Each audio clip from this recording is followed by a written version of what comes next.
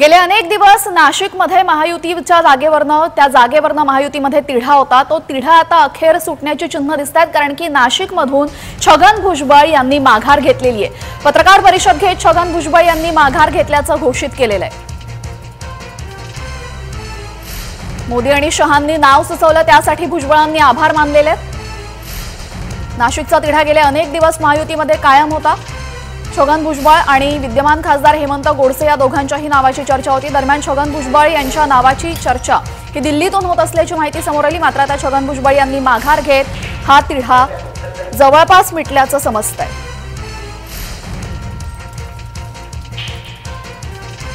लढणार नाही, माघार घेतली, छगन भुजबळांनी केली घोषणा। भुजबळांच्या माघारीनं गोडसे यांचा मार्ग मोकळा झालेला आहे का, असा सवाल उपस्थित होता आणि आता नाशकात चर्चांना उधाण आलेलं आहे। नाशिकमधून आता शिवसेना कुणाला उमेदवारी देणार, विद्यमान खासदार हेमंत गोडसे की आणखीन कोणी, हे पाहणं महत्त्वाचं ठरेल। गेले अनेक दिवस या जागेवरनं महायुतीमध्ये तणाव निर्माण झाला होता। छगन भुजबळ यांचं नाव हे केंद्रातून सुचवण्यात आल्याचं छगन भुजबळ यांनी सांगितलं होतं। मात्र आता छगन भुजबळ यांनी पत्रकार परिषद घेत माघार घेतलेली आहे। भुजबळांच्या माघारीनं आता गोडसेंचा मार्ग मोकळा झालेला आहे का, अशा चर्चांना उधाण आलेलं आहे।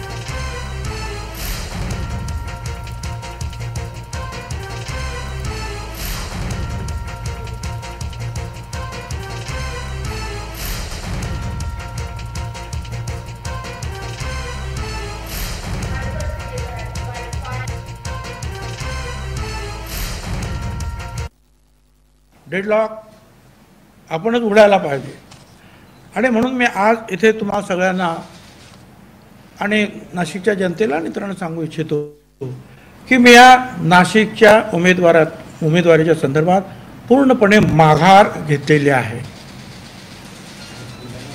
मी या निवडणुकीतून माघार घेतलेली आहे। पुन्हा एकदा सांगतो की मी प्रधानमंत्री मोदी साहेब, गृहमंत्री अमित शाह साहेब यांनी माझ्यावर विश्वास टाकला, माझं नाव सुचवलं, आग्रह धरला, त्याबद्दल मी त्यांचा मनापासून आभारी आहे।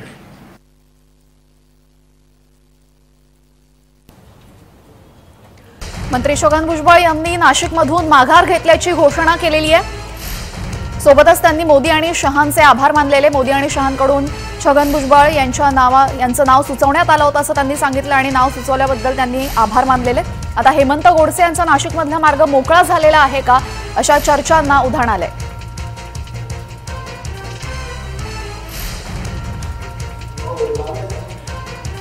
नाशिकच्या जागेचा तिढा अखेर सुटल्याचं दिसतंय।